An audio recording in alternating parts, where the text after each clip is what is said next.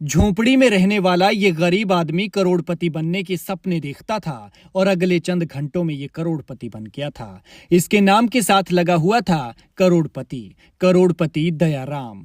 लेकिन किस्मत देखिए, राजा कब रंक बन जाए और रंक कब राजा हो जाए कुछ पता नहीं चलता। जो अभी तक कुछ नहीं था, 300 रुपए दिहाड़ी पर काम करता था, बैंक खाते में मुश्किल से थोड़े बहुत पैसे थे। वो कुछ पलों में ही इतना पैसे वाला बन गया था कि सोच रहा था कि इस पैसे को कहां कहां लगाऊंगा, इससे क्या क्या करूंगा। क्योंकि सोचिए, जो दिन में मुश्किल से 300 रुपए कमाता हो और उसके पास एक झटके में 3 करोड़ आ जाएं, तो खुशी में पागल होकर उसका क्या हाल हो रहा होगा।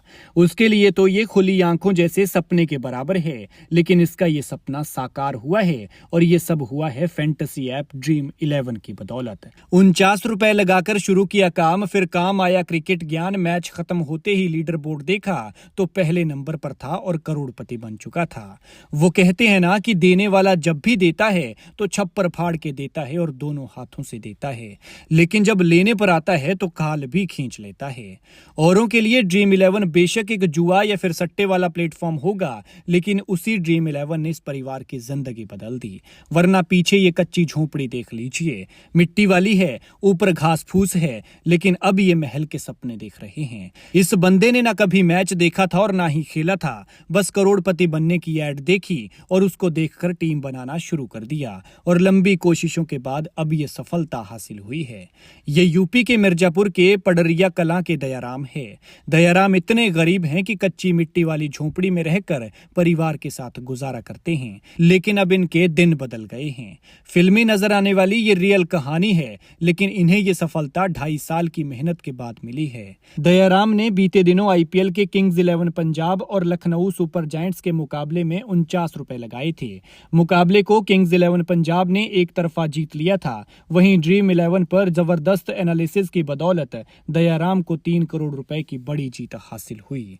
बेशक ड्रीम 11 ने दयाराम को 3 करोड़ रुपए जितवाए हैं, लेकिन वो अब आगे इसे नहीं खेलना चाहते। दयाराम ने कहा कि उम्मीद नहीं थी कि मैं जीतूंगा, लेकिन पिच और मैच के खिलाड़ियों का गहराई से विश्लेषण के बाद ही कोई फैसला लेता हूं।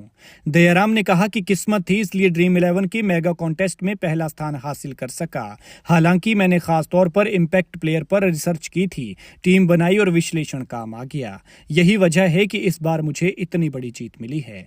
दयाराम कहते हैं कि बेशक वो करोड़ों रुपए जीत गए हैं, लेकिन साधारण तरीके से जिंदगी जीना पसंद करेंगे। इन पैसों से वो 2 बेटों और एक बेटी को बेहतर शिक्षा और रहने के लिए एक बेहतर घर बनाने में निवेश करेंगे।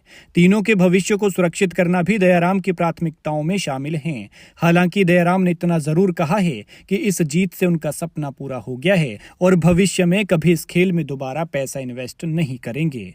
खैर, हमारी तरफ से दयाराम को बधाई। साथ ही ध्यान रहे कि हमारा मकसद आपको समाज में हो रही घटनाओं से रूबरू कराना है, ना कि ड्रीम 11 या फिर माई 11 सर्कल जैसी किसी भी फैंटेसी ऐप पर पैसे इन्वेस्ट करने के लिए उकसाना। इस खेल की आदत लग सकती है और इसमें आर्थिक जोखिम की संभावना है, इसलिए इसे अपने विवेक पर खेलें। इसके लिए हमारी कोई जिम्मेदारी नहीं होगी।